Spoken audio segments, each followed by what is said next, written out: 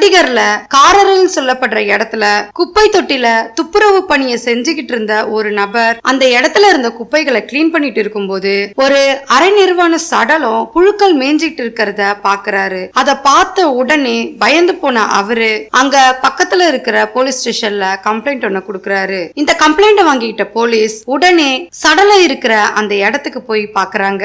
அப்படி போலீஸ் பார்க்கும்போது அரை நிர்வாணத்துல ஒரு பெண்ணோட சடலம் புழுக்கள் மேய்ந்தபடி இருந்ததை பார்த்த போலீஸ் உடனடியா அந்த சடலத்தை மீட்டு அட்டாப்சிக்கு அனுப்புறாங்க. போலீஸ் அதன் பிறகு அவங்களுடைய வழக்கமான விசாரணைகளை நடத்த ஆரம்பிச்சாங்க. அப்படி அவங்க நடத்தின விசாரணையில அதே இடத்தை சேர்ந்த 8 வயது சிறுமி ஒருத்தர் 8 நாட்களுக்கு முன்பு காணாம போயிட்டதா போலீஸ் ஸ்டேஷன்ல ஒரு கம்ப்ளைண்ட் இருக்கிறது தெரிய வந்தது. உடனடியா அந்த கம்ப்ளைண்ட கொடுத்த பெற்றோர்களை கூப்பிட்டு விசாரணை நடத்தினாங்க போலீஸ். அவங்க கிட்ட நடத்தப்பட்ட விசாரணையில இறந்து போன போலீஸால மீட்டப்பட்ட சடலம் அது அவங்களுடைய மகள் தான்றத உறுதிப்படுத்திக்கிட்டாங்க. சிறுமிக்கு அன்னைக்கு என்ன நடந்திருக்கும்ன்றதையும் யாரால நடந்திருக்கும்ன்றத பத்தியும் விசாரணை நடத்த ஆரம்பிச்சாங்க. ஆனா போலீஸோட கோணத்துல நிச்சயமா சிறுமிக்கு நல்ல பரிச்சயமான நபர்களால தான் இது ஏற்பட்டிருக்குமோன்ற கோணத்திலையும் விசாரணை நடத்தினாங்க. அந்த சிறுமியோட பெற்றோர்கள் கிட்ட அந்த பெண்ணை பத்தின தகவலை கேட்கும் போதுதான் ஜனவரி 19ஆம் தேதி அன்னைக்கு இரவு 8 மணி அளவுல அந்த பெண் தோழிகள் கூட விளையாடுறதுக்காக போயிட்டு வரதா தன்னோட அம்மா கிட்ட சொல்லிட்டு வெளியே போயிருந்திருக்காங்க. அப்படி போனவங்க அதன் பிறகு வீடு திரும்பலன்றதையும் போலீஸ் கிட்ட சொல்லியிருக்காங்க. இதன் காரணமா தான் பக்கத்துல இருக்கிற காவல் நிலையத்துல மறுநாள் காலையில ஒரு புகார் கொடுத்ததாவும் புகாரை வாங்கிக்கிட்ட போலீஸ் உடனடியா தேடுதல் பணியில தீவிரமா நடத்தியுமே அதுல எந்த ஒரு முன்னேற்றமும் இல்லாம இருந்ததா சொல்லியிருந்தாங்க. அதன் பிறகுதான் தங்களோட மகளை இப்போ சடலமா நாங்க பாத்திருக்கிறதாவும் போலீஸோட விசாரணையில சொல்லியிருக்காங்க. இந்த விசாரணை நடந்துட்டு இருக்கும் போதே சிறுமியோட அட்டாப்சி ரிப்போர்ட் போலீஸ் கைக்கு கிடைச்சது. பாலியல் பலாத்காரம் செய்யப்பட்டு கழுத்து நெரிக்கப்பட்டு இறந்து போனதா ரிப்போர்ட்ல தகவல் வெளியா இருந்தது. இந்த கேஸோட தீவிரத்தை தெரிஞ்சுக்கிட்ட போலீஸ் ரொம்ப வேகமா குற்றவாளியை பிடிக்கணும்னு நினைச்சாங்க. ஆனாலுமே குற்றவாளிய பத்தின எந்த ஒரு தகவலுமே போலீஸ்க்கு கிடைக்கல. இதுக்காக இறந்து போன பெண்ணோட வீட்டை சுத்தி இருக்கிற இடங்களுக்கு போலீஸ் தனித்தனியா வீடு வீடா தேடுதல் வேட்டைய நடத்தி வந்தாங்க. அப்படி போலீஸ் தேடும் போதுதான் இறந்து போன பெண்ணோட வீட்டு பக்கத்துல இருக்கிற நபரோட வீடு பூட்டப்பட்ட நிலையில இருந்திருக்கு. சிறுமி காணாம போன நாள்ல இருந்து அந்த நபர் வீட்டுக்கே வரலன்ற தகவலும் சுத்தி இருக்கிறவங்க கிட்ட இருந்து கலெக்ட் பண்ணிருக்காங்க போலீஸ். இதனால சந்தேகம் அடைஞ்ச போலீஸ் அந்த வீட்டு கதவை உடைச்சி உள்ள நுழைஞ்சு பார்த்திருந்திருக்காங்க. அப்படி பார்க்கும்போதுதான் இறந்து போன பெண்ணோட செருப்பும் ரத்த கரை படிஞ்ச துணி இருக்கிறதையும் பார்த்திருந்திருக்காங்க. போலீஸ் உடனடியா அந்த வீட்டுல இருந்த நபர் யாருன்றத விசாரணை நடத்த தொடங்கினாங்க. அந்த வீட்டுல கிடைச்ச செருப்பும் ரத்த கரை படிஞ்ச துணிகளையுமே கைப்பற்றி உடனடியா ஃபாரன்சிக்கே அனுப்பியிருக்காங்க. அக்கம் பக்கத்துல அந்த வீட்டுல இருந்த நபரை பத்தி விசாரிக்கும் போதுதான் அவரு பீகாரை சேர்ந்தவர்ன்றது தெரிய வந்தது போலீஸ்க்கு. அந்த வீட்டுல இருந்து எடுக்கப்பட்ட செருப்பு சிறுமியோடது தான்றத இறந்து போன பெண்ணோட பெற்றோர்களே கன்ஃபார்ம் பண்ணிருக்காங்க. பூட்டப்பட்ட வீட்டுல இருந்த நபர் பீகாரை சேர்ந்த ஹீராலால்ன்றது தெரிய வந்தது போலீஸ்க்கு. அவரை பத்தி விசாரிக்கும் போதுதான் அவர் ஒரு ஓவியர்ன்றது தெரிய வந்தது. மது பழக்கத்துக்கு அடிமையானவர்ன்றதும் தெரிய வந்தது போலீஸ்க்கு. குற்றம் சாட்டப்பட்ட ஹீராலால்ன்ற நபருக்கு 2 மனைவிகள் இருக்கிறதாவும் அவருடைய 2 மனைவிகளுக்கும் ஒருத்தரை தெரியாம அவர் ஏமாத்திட்டு வந்ததும் தெரிய வந்திருக்கு. உடனடியா தனிப்படைகளை அமைச்சு உத்தரப்பிரதேசம், பீகார், அயோத்தின்னு சொல்லி பல இடங்கள்ல குற்றவாளிய தேட ஆரம்பிச்சாங்க.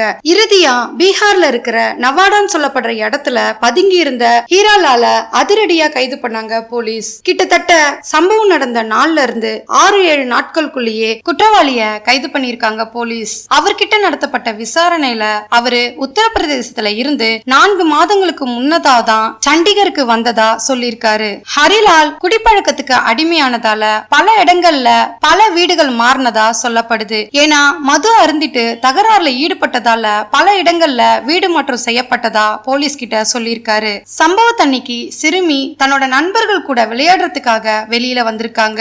அந்த நேரத்துல மது போதையில இருந்த ஹீராலால் அந்த பெண்ணை வலிக்கட்டாயமா பாலியல் வன்புணர்வு செஞ்சு கழுத்தை நெரிச்சு கொலை பண்ணதா சொல்லியிருக்காரு. பாதிக்கப்பட்ட சிறுமி இறந்து போனதை உறுதிப்படுத்திக்கிட்டு அந்த பெண்ணோட வீட்டுல இருந்து கிட்டத்தட்ட 600 மீட்டர் தொலைவுல இருக்கிற குப்பையில அந்த சிறுமியோட உடலை குப்பைகளுக்குள்ள மறைத்து வச்சதா சொல்லியிருக்காரு. அதன் பிறகுதான் தான் பீகாருக்கு தப்பிச்சு போனதாவும் சொல்லியிருக்காரு. ஹீராலால் கிட்ட நடத்தப்பட்ட விசாரணைக்கு பிறகு போலீஸ் அந்த இடங்கள்ல இருக்கிற சிசிடிவி கேமராவை ஆய்வு பண்ணும் போதுதான் ஹீராலால் ஒரு பைய எடுத்துக்கிட்டு அந்த குப்பை கிடங்கு பக்கமா போறது சிசிடிவி கேமரால பதிவாயிருந்தது. இந்த ஆதாரங்களை கலெக்ட் பண்ண போலீஸ் ஹிராலால பத்தி வெளியிடங்கள்ல விசாரிக்கும் போதுதான் அவருக்கு திருமணம் ஆகி 2 மனைவிகள் இருக்கிறதும் 13 வயதுல ஒரு மகள் இருக்கிறதும் தெரிய வந்திருக்கு.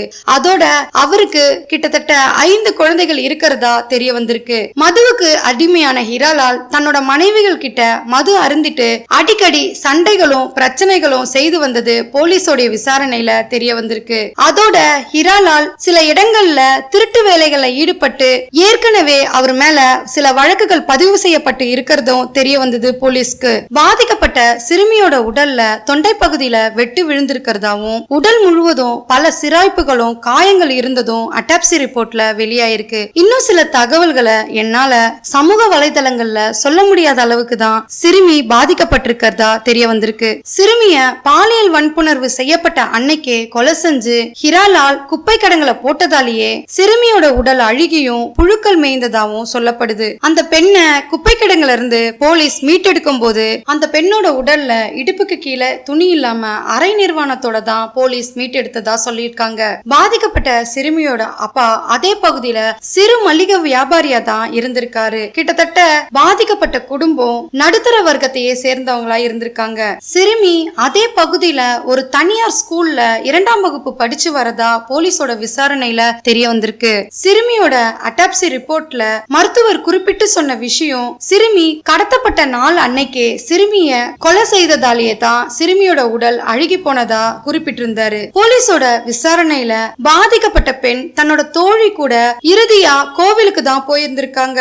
அப்படி தோழி கூட கோவிலுக்கு வந்த சிறுமி கிட்ட அந்த கோயிலோட பூசாரி வீட்டுக்கு போகும்படி வற்புறுத்தி இருக்காரு. இந்த விஷயங்கள் எல்லாமே அங்க இருந்த அக்கம் பக்கத்தினரும் பார்த்திருந்திருக்காங்க.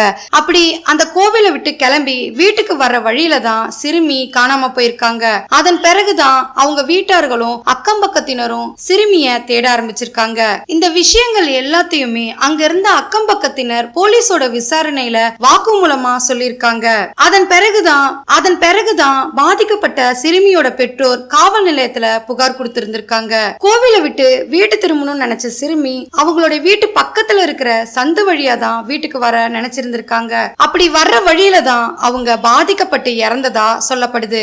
சம்பவம் நடந்த அன்னைக்கு சிறுமி பாதிக்கப்படுறதுக்கு முன்னதா அவங்க வீட்டு பக்கத்துல இருக்கிற மதன்லால் என்ற நபர் அன்றைய தினம் அவங்களுடைய அப்பா வீட்டுக்கு வர லேட் ஆகுன்றதாலேயே இறுதியா அந்த சிறுமி கிட்ட தான் வீட்டுக்கு போகும்படி வலியுறுத்தினதா சொல்லியிருக்காரு போலீஸோட விசாரணையில.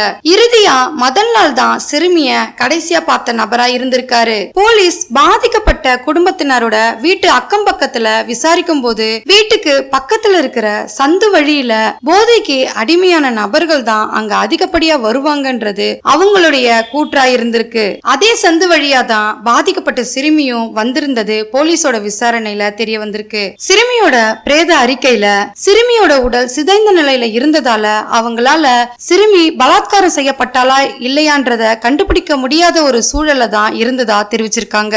ஆனாலும் சிறுமி அரை நிர்வாணத்துடன் இருந்ததாலேயே இது கற்பழிப்பு கேஸாவே வழக்கு பதிவு செய்யப்பட்டிருக்கு. போலீஸ் சிறுமியோட உடல்ல இருந்து DNA டெஸ்ட்களை எடுத்து ஆதாரங்களை சேகரிக்கிறதுக்காக ஃபாரன்சிக்கை அனுப்பியிருந்திருக்காங்க. குற்றம் சாட்டப்பட்டவர் மேல போக்சோ சட்டத்தின் கீழே வழக்கு பதிவு செஞ்சிருக்கிறதாவும் நீதிமன்றத்துல ஆஜர்படுத்தி இருக்கிறதாவும் தெரிய வந்திருக்கு. அந்த காலத்துல வயசு பொண்ணுதான் வீட்டுக்குள்ளேயே வச்சு வளர்த்துட்டு வந்தாங்க.